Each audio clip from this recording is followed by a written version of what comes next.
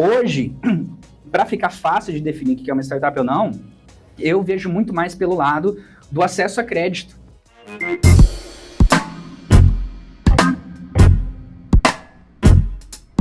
Bem-vindos a mais um episódio do nosso podcast Guardiões da Retenção. É com imensa felicidade que trouxe uma pessoa muito especial. Mas antes disso, eu vou fazer com que vocês sejam persuadidos agora. Sabe por quê? Porque vocês vão ter que seguir a gente em todas as redes sociais. É agora o momento para vocês nos seguirem. Sigam a Retenmax, estamos em todas as redes sociais e vai ter muito a ver com tecnologia hoje, com novos modelos de negócio. Caso você não me conheça, meu nome é Arthur Maximiliano. Eu sou um dos sócios proprietários aqui da Retenmax, com quais a gente trabalha aqui com a retenção de clientes, sendo eles clientes internos, que são os seus colaboradores, ou os clientes externos, que são os seus consumidores. Muito engraçado, eu estava pensando, quem que nós poderíamos trazer para mais um episódio aqui dos Guardiões da Retenção? Eu falei, vai ter que ser uma pessoa muito especial. Sabe por quê? Porque há muito tempo eu venho pensando como eu vim parar para empresariar, como que eu vim parar nessa energia muito louca. E tudo começou com a faculdade, tudo começou com alguns cursos importantes os quais eu fiz. E um deles teve essa pessoa muito especial, o qual chegou a me dar aula, Rafael Jara. Quero agradecer aqui a sua presença, meu amigo. Eu que agradeço pelo convite, estou muito feliz de ver, né, que aquela sementinha ali virou essa doideira toda. É muito doido, Jara, porque naquele momento lá atrás, em 2014, você veio a dar uma aula que eu acho que foi um final de semana, foi uma semana da engenharia de produção. Era um evento ali com várias oficinas, né? Uhum. E aí, na época, eu tava... acho que era 2013, não lembro, 2012, 2013, e eu tava muito fascinado por um livrinho que eu tinha encontrado, que era do BMG Canvas, né? A ferramenta do Canvas, que a galera tava... Era um livrinho ali compartilhado. É aquele branquinho, né? É, aquele que é horizontal, assim, e ele ensina você a modelagem de negócios de uma forma visual, que estava bem em voga na época, né? Então, uma galera adorou isso e eu estava começando a fazer oficinas disso, né? De como visualizar o seu negócio. E você já tinha dado outros cursos disso? Já foi o primeiro? Como que foi? Cara, eu na época... eu estava aprendendo e uma das coisas que eu uso para eu aprender é ensinar, né? É lógico, você tem que ter um conhecimento prévio antes de você passar um conhecimento para outra pessoa, só que também é um ótimo exercício de você aprender também. Então, eu estava o tempo todo criando grupos onde eu chamava pessoas que tinham interesses em criar novas ideias, puxava lá para minha casa mesmo, a gente pegava um quadro branco, ficava rabiscando umas coisas, pegava a ideia de alguém e tentava visualizar como é que isso poderia ser um projeto que envolva mais pessoas, como é que a gente pode pensar. Na época eu estava começando a estudar sobre escalabilidade ainda, não tinha muito claro essa noção na minha cabeça de um negócio escalável. Então, eu já tinha dado outros cursos, mas não era nada oficialzão assim mesmo, né? Eu acho que esse daí foi um dos primeiros que realmente tinham me chamado para, olha, toma aqui uma turma, essa turma aqui vai ouvir o que você tem que falar. Aí você tava lá, né? Por acaso eu estava lá. Mas, Jara, eu queria que você primeiramente se apresentasse um pouco mais formalmente aqui para as pessoas que estão nos escutando. E quando a gente falar não te corrigindo, não é isso, mas quando a gente falar em termos em inglês, vamos falar também eles em português, porque a gente não sabe quais pessoas estão nos escutando. Hoje o nosso empreendedor, o nosso ouvinte, ele pode ter uma pequena e média empresa, ele quer aprender. Então, hoje os termos que geralmente saem sobre gestão, geralmente eles saem dos Estados Unidos, Inglaterra de fora, e para trazer para nós aqui, a gente usa muito em termos em inglês, sprint, né, todas essas questões, então é sempre legal a gente contextualizar a galera. Mas se apresenta aí, meu amigo. Não, até um pouquinho antes de eu apresentar, é bom que você levantou esse comentário para eu já falar. A gente comentou sobre BMG Canvas, né? Até o lance do BMG Canvas, todo mundo só ia por plano de negócios, né? Que é um negócio muito extensivo. E quando você tem uma ideia nova, é tudo tão mais dinâmico que às vezes o tempo que você leva para desenvolver todo um plano de negócio é o tempo que você podia estar validando, descobrindo se aquilo faz sentido ou não. Então só a primeira tradução ali, o Canvas, ele é um modelo de negócios desenhado, né, no papel. É um quadro, né? É um quadro visual que você consegue ver ali qual que é o modelo de negócios ali. Meu nome é Rafael Jara, eu sou empreendedor, eu sou artista e eu sou professor, né? Eu estou empreendendo já faz mais de 10 anos, empreendo no mundo digital, então, assim, não tenho expertise para talvez várias das coisas que a gente vai falar aqui vão ser de valor para quem tem um pequeno negócio de um restaurante, né, uma padaria, algo físico, assim. Só que eu, pessoalmente, não tenho essa expertise, né? A vida toda que eu empreendi foi empreendimento na internet com produtos digitais. Software, comunidade online, plataformas online, né? Então, a vida toda que eu tô trabalhando desenvolvendo esses projetos escaláveis e repetíveis. Então, eu tô há mais de 10 anos criando negócios e ajudando outras pessoas a criar negócios. E no momento agora eu tô num estágio de transição, na verdade. Eu tô saindo do mercado, eu acho que eu vivenciei muitas coisas do mercado, eu gostei de vários aprendizados que eu tive e eu também fiquei de saco cheio de algumas coisas. E aí eu consegui me visualizar cada vez mais, da mesma forma que lá em 2012 eu estava numa sala de aula e eu estava adorando estar ajudando as pessoas a visualizar de uma forma os processos e como dar vazão àquela minha criatividade para virar um negócio. Eu vejo que eu estou migrando mais para essa área acadêmica, né, de voltar a dar aula e tudo mais. Então, nesse processo agora, hoje, eu sou um empreendedor digital, eu tenho, minha nova startup se chama Sativart, um sistema de assinatura, a gente vai poder falar em maiores detalhes depois, né, mas é dentro do mercado canábico, que é uma coisa que me interessa muito, por isso que hoje eu falo que hoje, para empreender, eu empreendo de forma política, então não é que eu estou criando um negócio porque essa é a ideia genial que vai me deixar milionário. O que me atrai hoje em termos de eu querer criar um negócio, ver se ele faz sentido, se atrai clientes, se ajuda as pessoas, é mais uma visão política mesmo, porque eu estou me visualizando como um professor. Então eu estou indo para essa, né, estou virando, começando a me preparar para entrar no mestrado em economia, mas eu vou continuar prestando consultoria, ajudando quem quer criar negócios a trocar essas ideias, porque eu gosto de conversar com gente maluca, com ideias novas, essa é uma coisa que nunca vai deixar de ter, até pelo meu lado artístico, né, eu gosto muito disso. Só que eu estou nesse processo de transição. Então, eu tenho essa minha vida tendo criado outras startups, tendo participado como mentor na vida de várias startups por aí, tendo levantado investimento também, tenho um pouquinho dessa experiência com investimento anjo. Então, tenho todas essas vivências e hoje eu estou nessa migração para a área acadêmica. Legal, Jara. Deixa eu te fazer uma pergunta, meu amigo. Muitas das vezes, né, quando as pessoas elas entram, né, em startup, fica até assim, será que isso é uma startup, isso não é uma startup? Para quem não sabe, aqui em Campo Grande, Mato Grosso do Sul, existe um braço do Sebrae que se chama Living Lab, o qual vieram algumas pessoas aqui, inclusive, trocar ideia com a gente por causa dessas conexões, e aí as pessoas falam, não, isso não é uma startup, você não tem uma startup. Aí o pessoal, mas quem fala se é uma startup ou não? Sabe? E isso eu acredito que seja bacana, porque é até uma mentalidade que eu e meu sócio Miguel temos, que é a seguinte, será que somos uma startup? O que define um modelo de negócio sendo startup? Porque Jara, hoje, negócios, eles são vivos assim como seres humanos, né? Eles evoluem muito rápido, eles podem absorver ali a dinâmica das pessoas da empresa.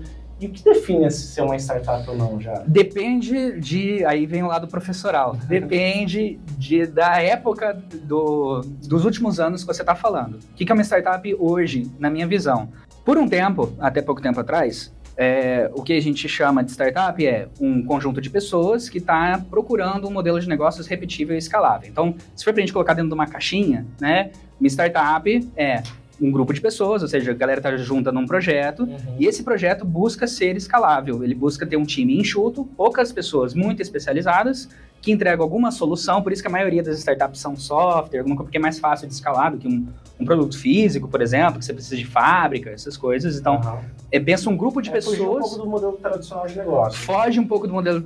Na verdade, assim, o ato de você definir, vou fazer uma startup... pensa que você quer criar um projeto qualquer, aí você está aberto, certo? Quando você fala, vou criar uma startup, você coloca um escopo definido. O que eu quero? O tipo de projeto que eu quero fazer é que eu tenha poucas pessoas, eu crie uma solução que é um problema de muitas pessoas, então um time com pouca gente, com alta tecnologia, impactando um grande grupo de pessoas, ou então entendeu? Tem a ver com essa escalabilidade. Então, isso no que a gente sempre definiu como startup. Hoje...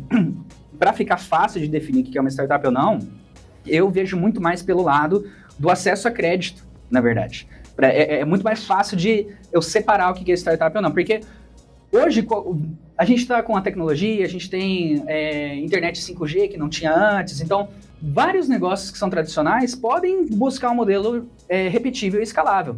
Vários, né? E sem necessariamente ser uma startup. Agora, quando você vai para o que mantém esse tipo de negócio em relevância, por que as pessoas... Não é porque ele é o melhor modelo, né? Você tá é o certo, ou você... Porque acaba... Essa discussão surge, você é startup ou não, porque as pessoas têm uma visão de que a startup tá aqui, o modelo tradicional tá aqui embaixo. Isso não tem nada a ver, isso é bobagem. O que tem de diferente é como que se faz para ter acesso a esse crédito, que aí você tem a ligação do jogo da startup, que é criar um negócio para atender um modelo escalável para atender muita gente, como é que eu consigo a grana para viabilizar esse negócio?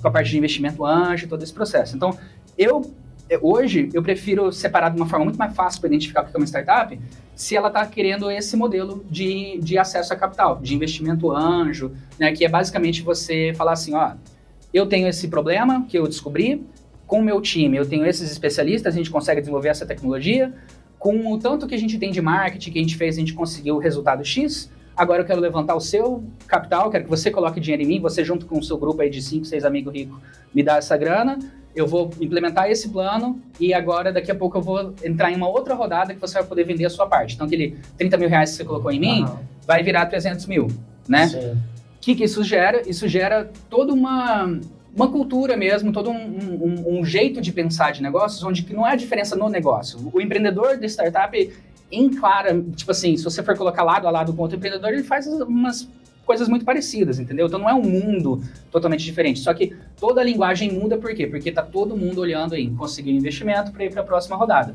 dentro desse modelo. Então não acho que hoje a melhor forma de separar é você definir que é um modelo repetível e escalável. Lógico, se você não for repetível e escalável, é fácil de falar que você não é startup. Então já é descartado? Isso, já descarta. Já descarta. Não é que descarta, é que não é startup, entendeu? Tipo, é bom, vai, faz o seu restaurante, entendeu? Eu tenho até eu tava vendo hoje mais cedo um canal no YouTube, que é de um professor de matemática, né? E aí, qual que é a ideia dele, né? É que o ser humano, ele tem uma grande tendência em gerar padrões sobre certas coisas. Então, por exemplo, quem falou que isso aqui é uma pirâmide? Quem falou que isso aqui é um triângulo? Poderia ser, antes já existia triângulo no formato. Aí ele começou a chamar de triângulo, aí o ser humano começou a observar de uma forma diferente. Entendeu? Pô, as startups poderiam ter já existido de alguma forma ou de outra. Não, sempre foi. E aí ele falou assim, agora isso é uma startup. Aí começou a surgir a grande discussão. Sabe por quê? Até hoje existe uma discussão entre a Retemax se somos exatamente uma startup ou não. Sabe? E isso gera o quê? Não gera nada, né, gente? Exato, é irrelevante essa discussão. Então, eu recebo essa pergunta às vezes, será que é startup ou não? É o seguinte, você está buscando um modelo repetível e escalável? Pode ser que se encaixe como startup. Agora, que diferença vai fazer? Não faz diferença, né? Então, por exemplo, hoje os empreendedores aqui nos escutando, nos vendo, eles devem tirar esse pensamento. Será que eu faço... Até uma outra pergunta, sabe, Jara? Porque, por exemplo, hoje ter uma startup, criar uma startup é de alto risco. Ou sempre foi. Por definição também, sabe essa definição que eu passei? Um grupo de pessoas, não sei o quê? Na própria definição, a galera também coloca essa linha. São negócios de alto risco, por quê? Mas já está implícito de ser algo novo, entendeu? Quando você está buscando alguma coisa nova. E tem uma fórmula de como você... De já ter dado aula, né, ali tá na nova escola. Depois a gente vai falar mais dos seus modelos de negócio, o qual você fez parte, mas existe uma fórmula, porque pelo que eu acompanhei ali da nova escola, que você deu aula, como criar um modelo de negócio, uma startup, assim, tem uma formulazinha que hoje os empreendedores dizem, eu quero buscar uma nova fonte de renda, será que serve essa possibilidade? Porque a gente pode entender aqui que talvez esteja escutando aqui donos de restaurante, né, sei lá, donos de salão de beleza, e eles falam assim, será que vale a pena criar essa solução? Como que eu crio? Como que eu faço? Se faz sentido para mim ou não? Né? Foi um conjunto de perguntas, né? Foram várias. Aí, eu vou começar pelo final. Você deu o exemplo do cara do tradicional, que tá pensando, será que eu coloco alguma cara de startup aqui no meio? É o seguinte, vou dar um exemplo de uma empreendedora que eu orientei quando eu estava junto com o Sebrae, lá no Living Lab, né, implementando esse processo de aceleração. Sobre fórmula, e aí pegando um pouquinho da pergunta do meio, assim, cada negócio tem suas características, né, com o seu mercado, suas características ali. Agora, quando a gente coloca fórmula, a gente está falando basicamente de aceleração, né? A gente está falando que existe ali um caminho que é validado desde a época lá do Vale do Silício, das primeiras startups até agora. A gente viu que tem uma série de coisas que você coloca a sua energia para fazer, para executar, que fazem sentido no sentido de validar se aquele problema primeiro existe, se ele não é uma ideia só da sua cabeça, se ele é um problema real.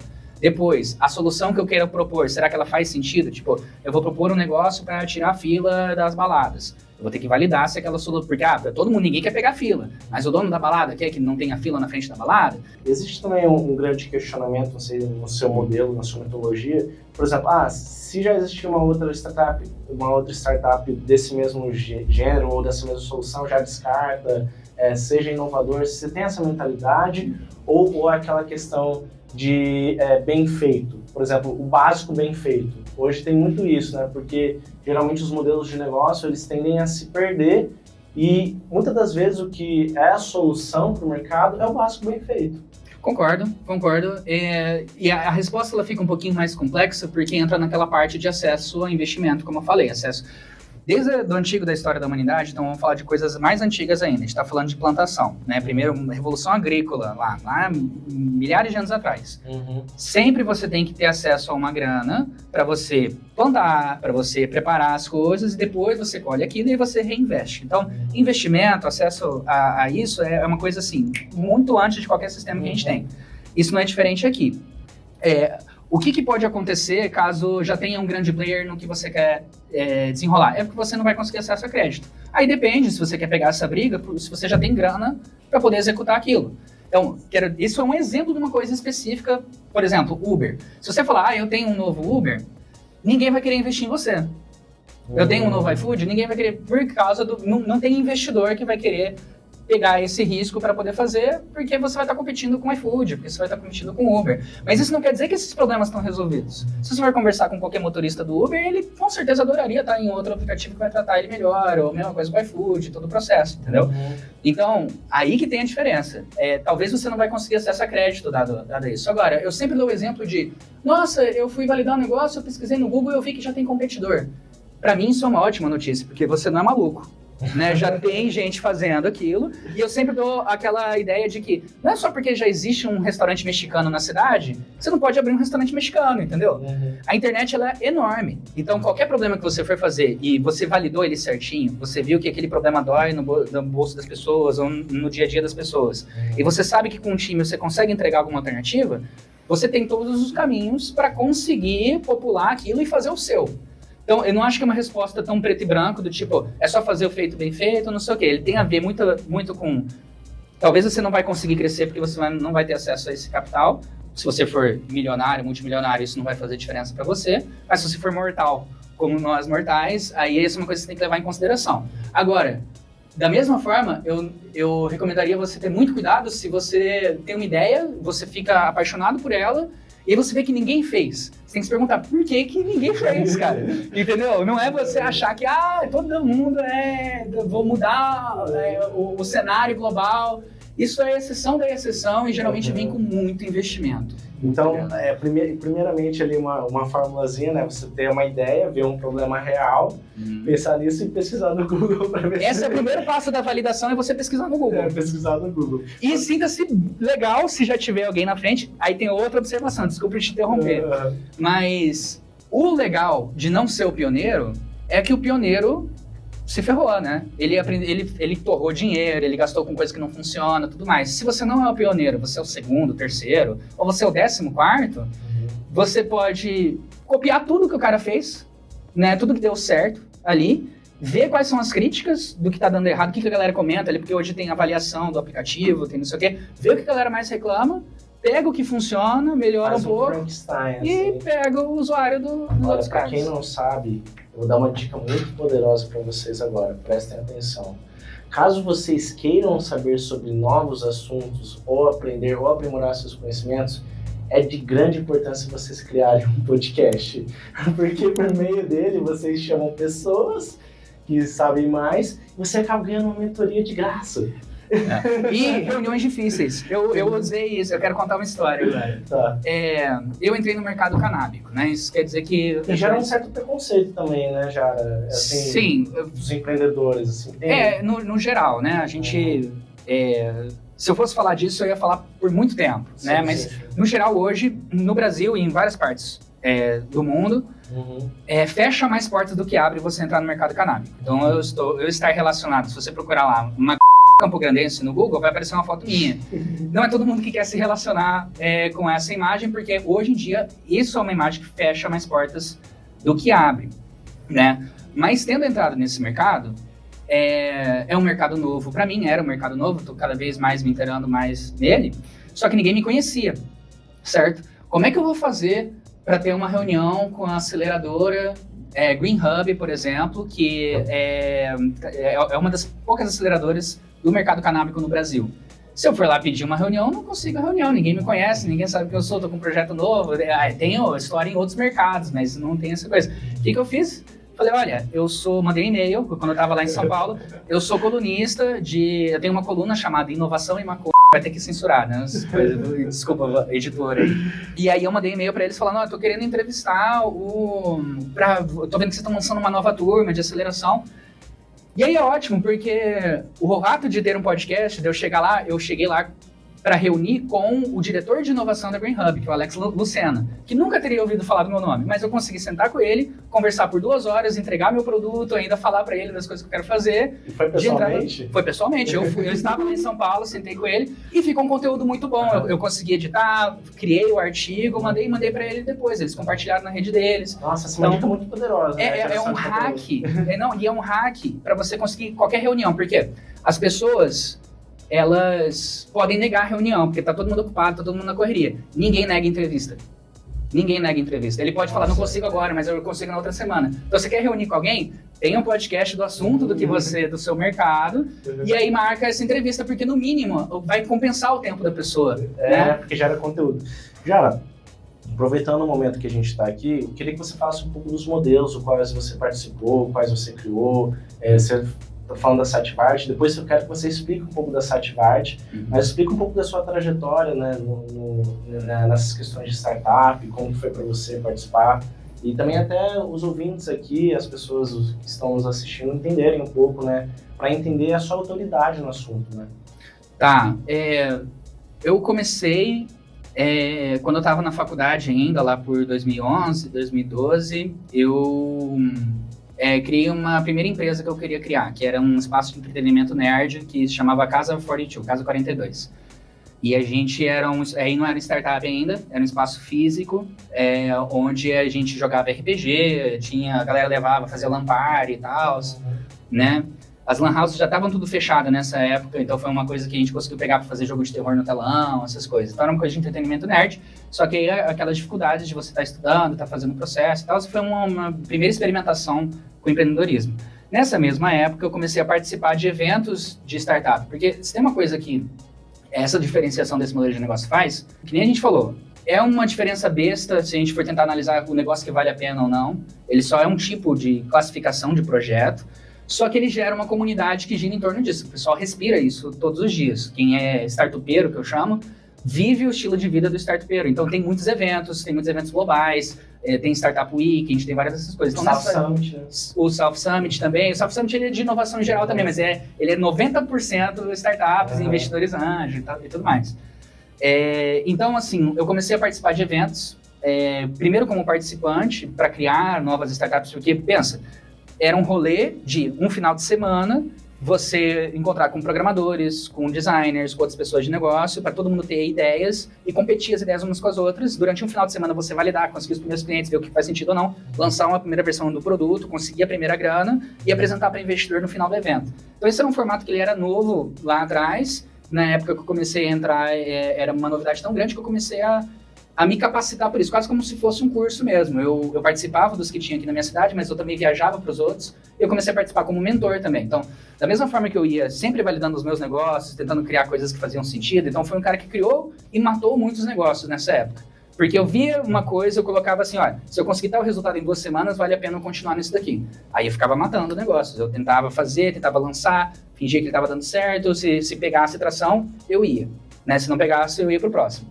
Então, nesse processo, eu e o meu sócio na época, a gente criou um negócio, uma iniciativa chamada Ilha das Startups, que foi o segundo. Então, nessa época em que eu estava viajando o Brasil, ajudando as pessoas a criar negócios nesses eventos, né? Como mentor, também participei como jurado, participei de todas as formas, né? Legal. No mesmo tempo que eu estava aprendendo isso, eu estava criando um laboratóriozinho de inovação aqui em Campo Grande, que a gente chamou de Ilha das Startups, que a gente não conseguiu executar ele por muito tempo depois, porque faltava um patrono, entendeu? Alguma coisa, o modelo de negócio ali não fazia sentido. Tal qual uma startup que você lança e você não sabe qual é o modelo de negócio você vai fazendo, foi ganhando as coisas ali, mas ele também foi um desses de 2 semanas, digamos assim, só que foram umas 2 semanas que não foram 2 semanas, né? Foram maiores. Então, essa foi meio que paralelo à Casa 42, a gente foi fazendo esse laboratório de inovação. E aí, um dos negócios que a gente fez como iniciativa desse laboratório acabou virando essa outra startup, que aí sim foi uma das que durou mais de 2 semanas, que durou 5 anos, que foi o Dinner, né? Então, dentro dessas várias, que a gente testava com várias pessoas, e ia para Goiânia, ia para tal lugar, e juntava a galera e validava um novo negócio e tal, um desses... De quantos, assim, mais ou menos? Cara... eu acho que é mais de 50, assim. Eram muitas ideias, muita gente nova, e a gente ia Você fazendo. tinha que documentar essas ideias e depois distribuir, não faça isso. Não, mas aí chegava um cara e falava, tem ideia de fazer? Cara, eu tentei fazer, fiz assim, se você quiser, tenta aí, me conta se você descobrir, porque pra gente não fez tanto sentido. Então essa foi aí que eu comecei a ganhar bastante conhecimento, só que aí chegou o Dinner, né, que tinha outro nome no começo, e se a gente for entrar no detalhe do Dinner, daria um podcast inteiro, mas para resumir, o que era o Dinner? Pensa 2015, Airbnb não era conhecido no Brasil ainda, tinha Airbnb no Brasil, mas não era uma coisa como é agora, que é normal, qualquer um vai lá e faz. Existia esse debate, ou seja, era um negócio de risco ainda, se as pessoas vão querer receber estranhos em casa, né? Era uma coisa muito polêmica ainda, né? O próprio Uber, né, causou uma grande discussão, né, Jara? Por exemplo, será que eu pego o carro com essa pessoa? Né? Eu lembro muito na época, né? Então gerava essa discussão, né, de ser confiável ou não. Era essa mesma pauta, porque eram negócios... E aí eu entrei nesse mercado, que a gente chamava na época de economia compartilhada. Era vendido assim lá atrás. De economia circular também, galera. Economia circular é outro conceito, que tudo que você produz, ele vai acabar voltando e tal. A economia compartilhada, ele eu tenho um carro, eu tô indo pro trabalho, eu consigo dar carona para alguém. Eu tenho uma casa, tem gente que tá querendo pegar coisas de hotel, eu consigo separar um quartinho, estou compartilhando algo que eu tenho. No Canadá, lá... Aquele conceito, aquele conceito, por exemplo, de uma nova geração que não é ter bens, né? Por exemplo, ao invés de eu ter um carro, eu posso usar o Uber, né? Na época estavam puxando muito esse discurso. Você conheceu o Alexandre, né? O professor lá da engenharia de produção, né? Sim. Ele vendia muito essa ideia. Tanto que, se não me engano, a tese do doutorado dele foi sobre isso. Sobre economia compartilhada. Foi economia compartilhada. E aí, existe uma diferença entre o que a gente acreditava em fazer e como que o mercado age, como que o sistema funciona. Hoje em dia, todos os negócios que começaram com essa pegada de economia compartilhada e aí tinha muito investimento para poder ser realmente uma coisa que vai resolver nossa vida, a hora que a conta começou a fechar, né, que aí os investidores, agora o negócio tem que começar a voltar a grana e tudo mais, a gente viu que de economia compartilhada não tinha muita coisa, mas na época eu acreditava muito. Né? Então, hoje em dia, esses negócios que se vendiam como economia compartilhada, hoje eles são monopólios. Não é economia compartilhada, é outra pegada, outra lógica. Mas, então, aí a gente entrou, o que era o Dinner? Economia compartilhada de gastronomia, né? Então, em vez de você ir no restaurante italiano, a gente tinha um menu italiano na casa do chefe italiano que te recebia em casa, junto com outros estranhos, vocês compartilhavam aquela refeição. Então a gente era meio que um Airbnb de jantares. Numa época em que o próprio Airbnb, as pessoas tinham muitos receios. Primeira coisa que a gente fez foi procurar no Google, né? Será que existe isso e tal? E já tinha 13 já. Né? Então a gente falou, então a gente não é maluco. Aí a gente foi tentar conversar com um player que existiu no Brasil, só que aí o cara não deu abertura pra gente conversar, a gente já tá bom, vamos fazer o nosso. Não tinha uma coluna, né? Não tinha um podcast, não tinha essa técnica aí. Não, mas esse é um negócio de startup, isso melhorou bastante. Você conversar com alguém que tentou fazer o mesmo negócio que você, te economiza muito tempo. Então, por isso que a gente sempre fez isso. E aí, nesse caso, o cara não queria dar a ideia pra gente. É normal você conversar com... Porque esse cara, ele tinha tentado fazer o mesmo negócio e não deu certo, ele não fez. Então a gente queria saber o que deu de errado, né? Todo esse processo. Mas o fato é, a gente criou essa ferramenta e a gente chegou em 50 países. Porque a gente... Isso é resumindo, tá? 5 anos. Tem uma grande história. Né? Mas a gente chegou em 50 países, a gente fechou com grandes marcas, né? Arroz Tio João, aquele da cafeteira lá do Dolce Gusto. Então a gente começou... A cafeteira aqui. Os patrocinadores aqui. Você já falou o nome das marcas, depois vocês patrocinam nós. Tem que patrocinar o café do podcast. Então o que a gente fazia? A gente conectava essas pessoas nessas mesas de jantares. E aí a gente tinha que reter, né, quem? A gente tinha que reter principalmente os anfitriões, que é quem se dispôs a cadastrar a própria casa lá, com o próprio menu, menu italiano, entrada, prato principal, não sei o quê. E de nada adiantava conseguir esse cara em Nagoya, no Japão, e não continuar uma relação com ele, porque se o cara vem e aí não tem mais interação nenhuma, daqui a 3 meses, quando cair um pedido de um brasileiro que tá lá em Nagoya e quer comer um estrogonofe, o cara nem lembrava que estava cadastrado. Aí fala, não, mentira daí e tal, porque não tinha retenção, né? Então, já puxando aí pro gancho da retenção, a importância nesse modelo de negócios, né? Ele era um modelo de negócios que a gente chama de peer-to-peer, né? Ele conecta par a par. Então, em vez de eu estar oferecendo uma solução, por exemplo, o cara vem no meu restaurante, aí eu tenho os meus custos, eu faço a comida e atendo o cara, aqui, em vez de fazer isso, a gente era uma plataforma que conectava 2 pontas. O anfitrião oferece para esse cara e a gente está aqui no meio conectando os dois. Então aqui tem uma retenção complexa que precisa ser feita para o negócio se manter. O modelo de negócios que alavancou o Dinner, então a gente chegou em 50 países por causa da saudade da comida brasileira, então falando um pouquinho de problema, né? O que o Dinner resolvia de fato? Se eu quero comer uma feijoada agora aqui, eu atravesso a rua e como uma feijoada. Se eu moro em Dresden, no interior da Alemanha, há 8 anos e quero comer uma feijoada, o único lugar que eu vou encontrar uma feijoada decente vai ser na casa de um brasileiro ou de uma brasileira que sabe fazer essa feijoada. Então o que a gente fez? A gente começou a conectar brasileiros em vários lugares do mundo que tinham saudade da comida brasileira para casa de outros brasileiros. Né? Foi um movimento, né? Eu lembro que conversei um pouco com você, né? Qual era o nome do movimento? A gente criou o Brazilian Food Week. Era uma forma de vender, né? A gente tinha plataforma, né? E aí já vai algumas dicas também, né? Para quem está pensando em criar plataformas. A plataforma é uma forma do cara engajar com o serviço, só que às vezes ela não é a melhor forma de você vender.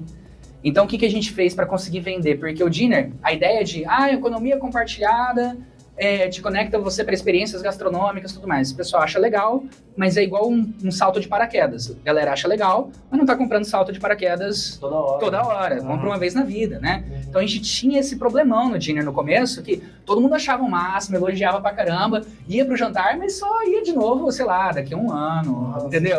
Não tinha um fluxo de cadência também. Porque não tava, aquela venda não tava, era só uma plataforma, entendeu? Que conecta pessoas. Quando a gente focou no problema, saudade da comida brasileira, a gente viu que tinha muito brasileiro morando fora, que tá com saudade de comer comida de verdade, que o brasileiro sempre vai pra fora e ele fala assim, tô com saudade de comida de verdade. E a gente descobriu que isso não é só coisa de brasileiro, não, é coisa do mexicano, é coisa do francês. Inclusive uma amiga minha, que tá morando agora no Japão, ela é aqui de Campo Grande, ela tá morando no Japão, ela comentou muito disso, que quando ela veio faz uns 6 meses, ela tava aqui, né? Aí ela falou, nossa, aqui o brasileiro coloca muito sal e tal. Nossa, realmente a comida tem sabor. Ela falou dessa forma, caramba, a comida tem sabor. Sim, não, e é o mesmo comentário que a galera aqui, os brasileiros, porque eu peguei essa frente por muito tempo, onde eu entrava em contato, eu tinha uma relação com os anfitriões. Por muito tempo, esse foi o meu trabalho principal, conversar com quem tá oferecendo. Então, conversar com um brasileiro morando fora. Era a mesma coisa, o cara que morava em Londres falava, cara, comida aqui não presta pra nada. O cara que morava na Austrália falava, comida aqui é uma bosta.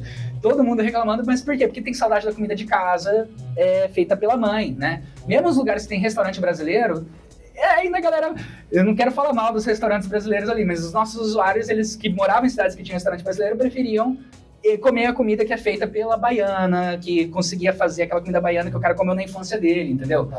E quantos usuários teve no Dinner, assim? Cara... Tipo, de anfitriões, assim? De anfitriões passou de 8 mil, cara. 8 mil? Em 50 países. Caraca! Mas aí é que tá. Existe uma coisa chamada métrica de vaidade, que inclusive tem uma música.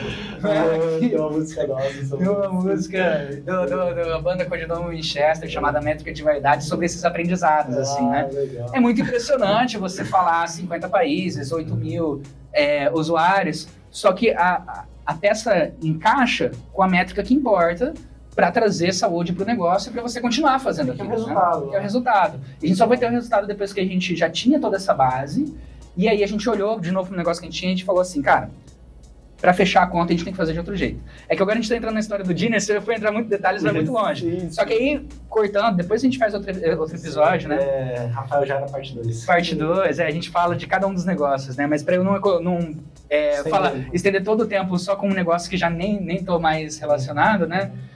A gente mudou o modelo de negócio depois de um tempo, onde a gente percebeu que a gente tinha no mundo bons cozinheiros e cozinheiras brasileiros em vários lugares do mundo.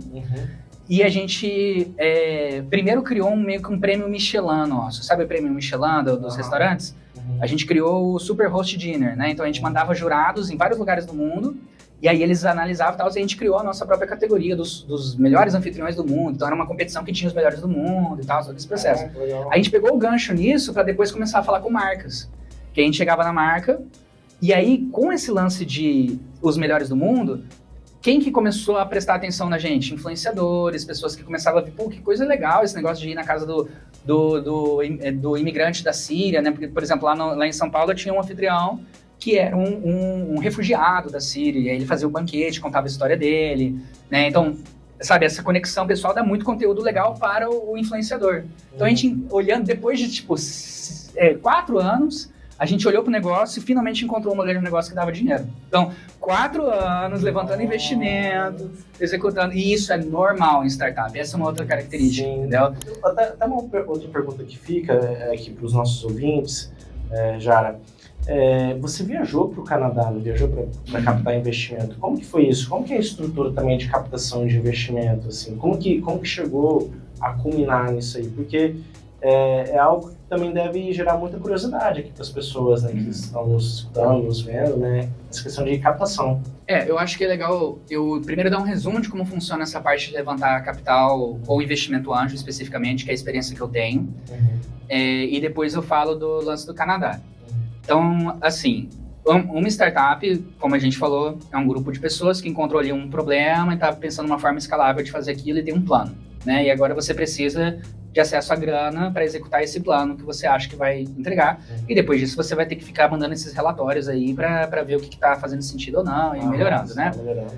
Na prática, como é que é? Investimento anjo, ele é um investimento de uma pessoa física em você. Então, a gente não está falando de fundos de investimento. Tem investidores anjos que se reúnem em grupos, formam fundos e tudo mais. Que é uma lógica meio parecida, né? Só é um grupinho ali fechado.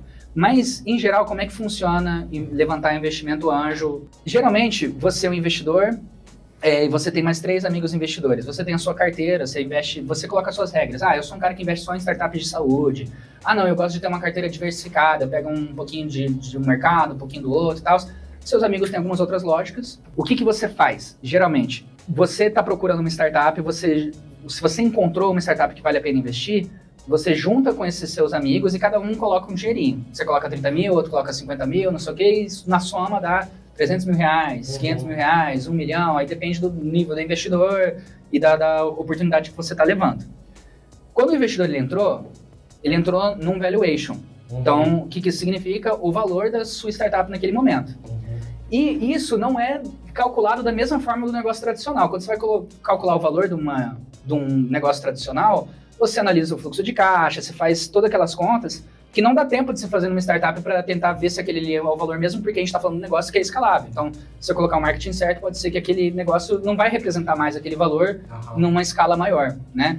Então, ele é uma mistura dessas coisas. Você coloca 30 mil num valuation de 3 milhões, faz a conta rápida aí, você está com 1%, né, por exemplo, do negócio. 10%? A rodada é de 300 mil, por exemplo, num negócio que foi avaliado em 3 milhões.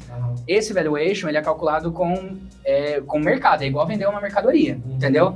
Se você for lá, por exemplo, a gente vai para o South Summit, as pessoas já olham para o modelo de negócio e veem, é SaaS, é desse mercado, não sei o quê, eu tenho a possibilidade de vender essa empresa depois para tal player. A galera meio que entra em consenso do que é o valuation daquilo, entendeu? Entendi. Não é uma coisa tão... É uma coisa de mercado mesmo, validação de mercado. Só que depois você tem que provar que vale aquilo. Você pode falar, o papel aceita tudo ali, mas depois você vai ter que correr atrás daquilo ser realidade. Então, você chega com a sua proposta, você chega com um plano do que você vai fazer com essa rodada. Eu tô levando 300 mil porque eu quero fazer isso, tá lá o gráfico de pizza bonitinho onde você vai colocar. Você, que é investidor, que vai entrar no meu negócio, você junta os outros caras, eu também procuro outros caras ali para fechar aquela rodada, 300 mil tá na minha mão, agora eu tenho que fazer. O que é fazer?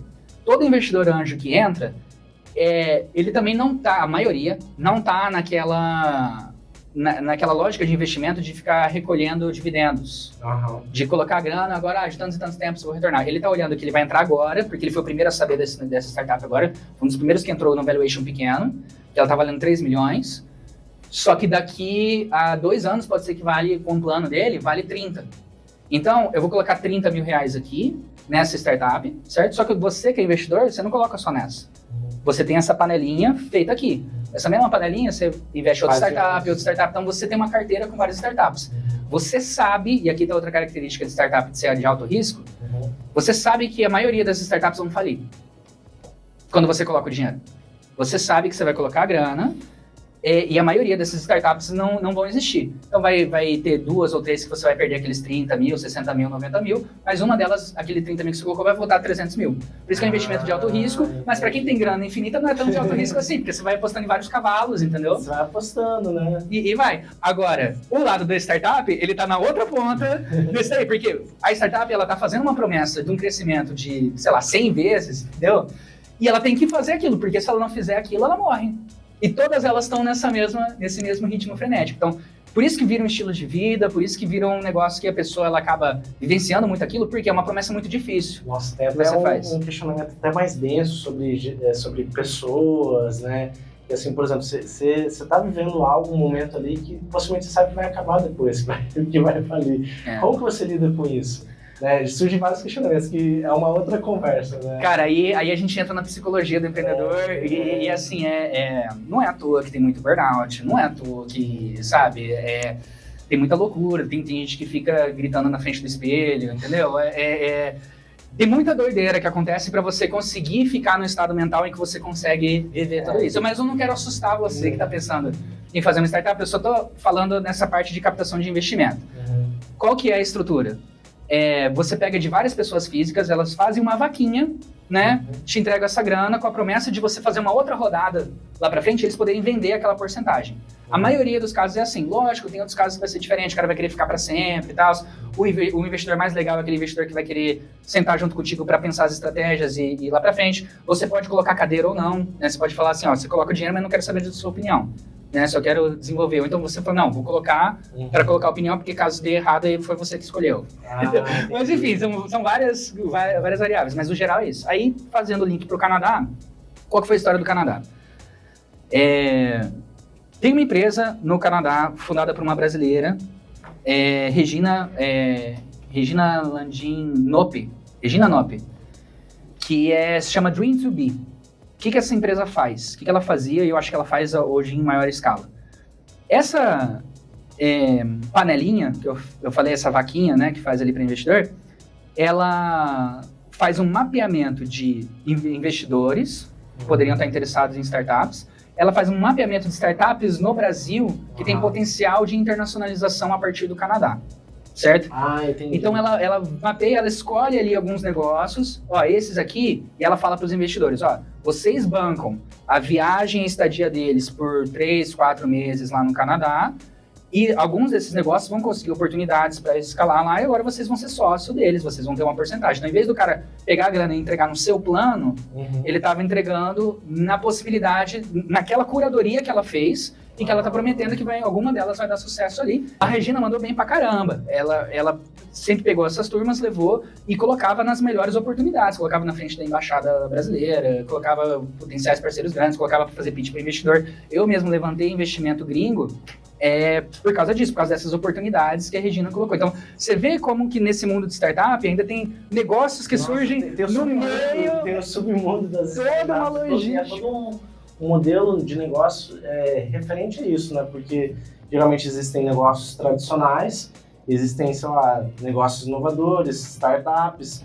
pessoas que trabalham com investimento. Então, existem várias possibilidades hoje de mover. Você faz a sua carteira, ali você pode ter um negócio tradicional, um restaurante, aí agora sou sócio de uma startup, sou investidor de outra, investi tanto, e você vai criando, né, essa modalidade. Mas antes de a gente continuar, Jara, eu queria saber como que você fez, que eu acredito que seja o grande questionamento aqui do podcast, do Guardiões da Retenção, acredito que vale a pena a gente gravar um outro episódio, até para a gente não se estender. As pessoas elas têm que consumir, porque você é um livro denso, é um iceberg gigantesco. Estou aberto para a gente conversar várias vezes. Mas o grande questionamento aqui do podcast, do Guardiões da Retenção, é como que você fez para reter os clientes, ou fez para reter os anfitriões, aliás, as estratégias necessárias dessa empreitada, né, esse intempério que você viveu, que foi ter tido o dinner, né? Eu acredito que essa é uma questão que as pessoas gostariam de serem respondidas aqui. Eu não sou especialista em retenção, né?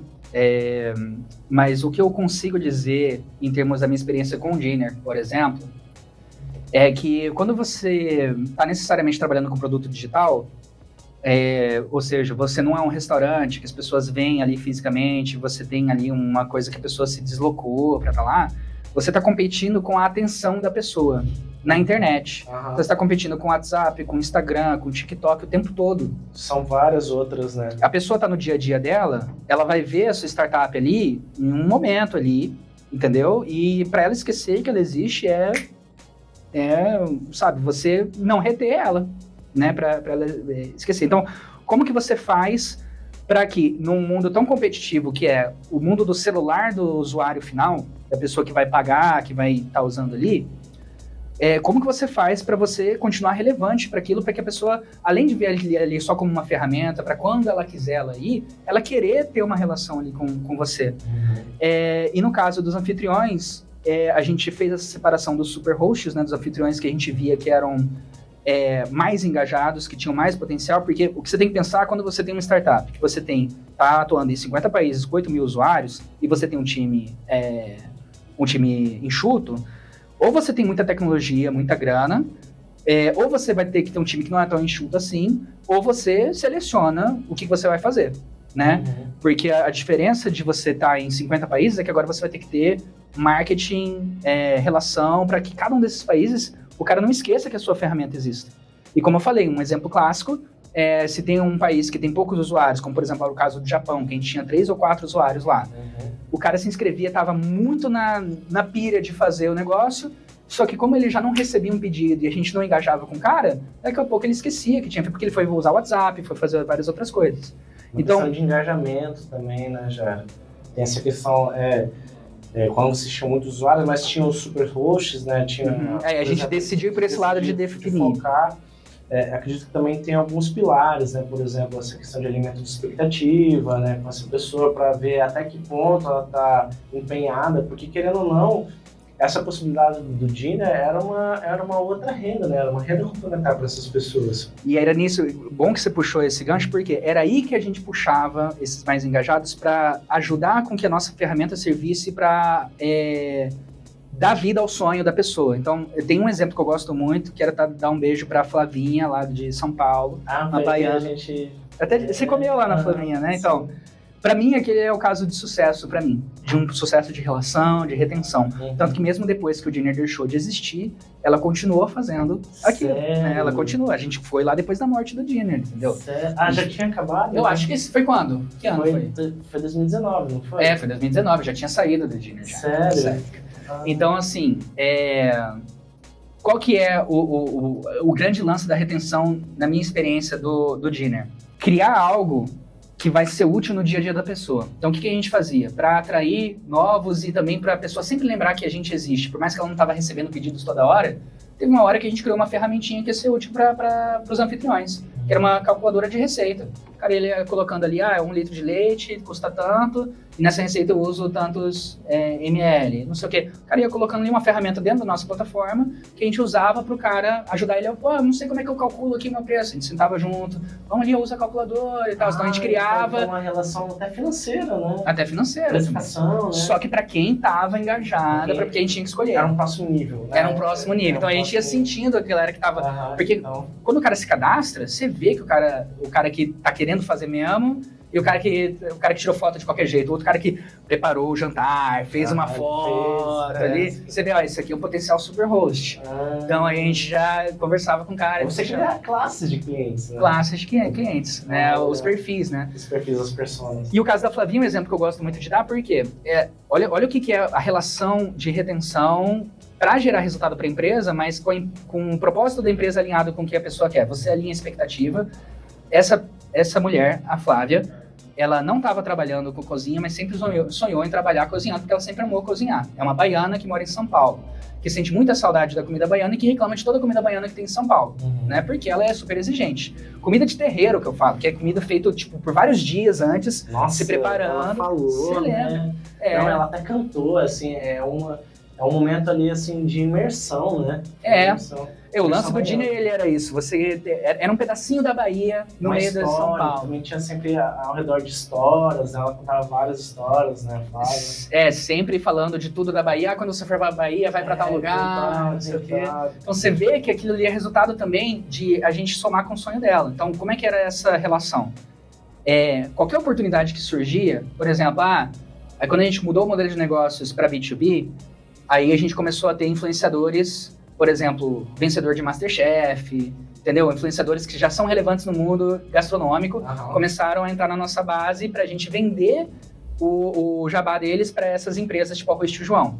Então, eu já chegava na Flavinha, que é com quem eu tinha relação, falava, Flavinha, tem uma oportunidade aqui, você vai receber dois MasterChefs. Aí ela, nossa, não, relaxa, vamos pensar junto, ficava nervosa, entendeu? Então, assim, tanto essa coisa interpessoal, quanto a coisa de você ser útil. Por quê? Fica diferente. Não foi só mais um aplicativo de colocar um menu online para ela, entendeu? E para esses outros que viraram super hosts. Era um parceiro que tinha para somar com o sonho da pessoa de criar um restaurante em casa. O que aconteceu depois? A Flavinha recebe até hoje pedidos, ela envia, né, também para as pessoas e ela continua recebendo em casa, ela continua fazendo, ela criou o restaurante dela. Sendo que ela não tinha essa perspectiva antes. A retenção para você foi criar novas possibilidades com essas pessoas, né? Basicamente, né? E também novas funcionalidades ali da própria solução. Entregar ferramentas para que o dia a dia da pessoa ela usasse a gente não só na hora que ela recebesse um pedido, mas que no dia a dia dela ela fosse usando. Fosse funcional. Cara, então, pra gente caminhar aqui pro final do episódio, eu já fico um convite para uma próxima gravação, né? Porque tem muito conteúdo, mas aqui geralmente são conteúdos rápidos, né, do dia a dia. Então eu quero agradecer novamente a sua presença, meu amigo. Muito feliz em estar aqui novamente contigo. E queria que você deixasse uma mensagem final, sei lá, seguir você no Instagram, caso você queira, redes sociais, para as pessoas acompanharem. Queria também que você deixasse assim algumas dicas, tanto para empreendedores tradicionais e também para startupeiros aí também. Eu acho que eu vou começar pelas dicas, então, começar pelo final, pro investidor, pro empresário tradicional. A grande dica que eu dou é que hoje em dia tem tanta tecnologia de fácil acesso que o que você deve estar pensando que é tão difícil, tão fora do mundo, vai exigir uma pequena curva de aprendizado para você aprender alguma plataforma online para você soltar, mas às vezes aquele seu, sei lá, a sua panificadora, com pouquinho esforço, você não precisa abandonar a panificadora. Você consegue colocar ali um sisteminha de assinatura, sabe? Você consegue fazer alguma coisinha que é escalável, que você não precisa trazer a pessoa, sabe, para o interno, que você pode aproveitar para o seu negócio. Então, quando você for pensar dentro do seu negócio tradicional, olha para os pontos de interação que você tem com o cliente, e aí, a hora que você fala, pô, seria legal se eu fizesse tal solução para o cliente. Aí você olha na internet e começa a pesquisar. A minha dica é pesquisar no Google e ver a ferramenta do mínimo que você precisa para poder criar um sisteminha de assinatura ou qualquer coisa dessas, né? Pra galera que tá começando a criar startup, a dica que eu dou é que isso não é a coisa mais importante do mundo, cara. Tipo, a sua vida é mais do que o seu projeto. É uma máquina de burnout. Vamos ser claro aqui, a gente não é nem para romantizar e nem para assustar a galera para não fazer isso, mas como a gente está vendo que é um negócio de alto risco, a promessa que você faz para as pessoas são promessas grandes, e a gente sabe que estatisticamente a maioria delas vão morrer, melhor para a sua saúde mental que você se cuide primeiro, você tenha condições de fazer aquilo, tanto mentalmente quanto fisicamente, entendeu? Que você esteja alimentado, que você tenha um lugar para morar, entendeu? Porque ele é de alto risco, a maior probabilidade é de dar errado. Então, se você já está engajado nessa parte de startup, parece uma dica errada, né? De falar, não faz. O que eu tô falando só tenha a noção de que você é maior do que o projeto, cara.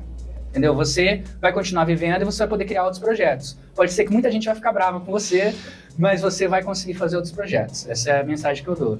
Esse é o maior projeto, legal. E qual que eram as outras coisas? De mensagem final, né? Deixa uma mensagem final, mas eu acredito que você já tenha deixado uma mensagem final. Se você quiser esse momento para deixar as suas redes sociais. Eu quero que quem tem interesse no mercado canábico, tá? Procura aí no Instagram Sativ, um V mudo, sativ.art, né? É uma comunidade de artistas. Numa próxima oportunidade eu venho falar do projeto Vinho Uniformizado, né? Mostro os produtos aqui para vocês. Mas é uma startup política, como eu falo que eu empreendo de forma política, do mercado canábico, que é uma coisa que eu acredito muito. Eu defendo a legalização, eu defendo os artistas, e é uma forma de eu juntar as duas coisas que eu gosto, né? Que é a arte com a planta dentro de uma inovação mesmo de comunidade, né? Então, uma comunidade de artistas, de lojas parceiras, de canabistas. E aí eu quero muito que a galera conheça lá, quem tem interesse nisso, acha que só existe na gringa, né? Porque é legalizado e tudo mais. A gente tem certas coisas que dá para fazer se você tiver a coragem de tentar desenrolar uma coisa assim. Ótimo, Jara. Então, você aí, ouvinte, você aí que está assistindo a esse episódio, acompanhe os nossos próximos episódios, siga a gente nas redes sociais e até a próxima. Valeu!